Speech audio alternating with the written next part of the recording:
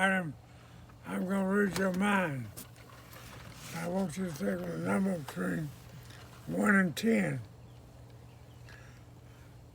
All right, you got your number. Now multiply it times 9. Now you got a two-digit number. I want you to add those two digits together and get one number. Like if it was 25, it would be 2 and 5 would be 7. So take the number you got and add them together, get one number. I'm going to take that number and subtract 5 from it. And that gives you one number.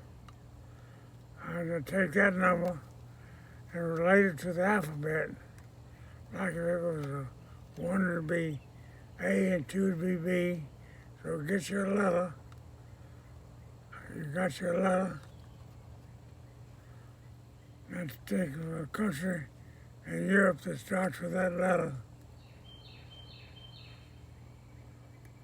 All right, now take the last letter of that country in Europe and think of a animal that starts with that letter. And take the last letter of that animal and think of a fruit and see what you come up with.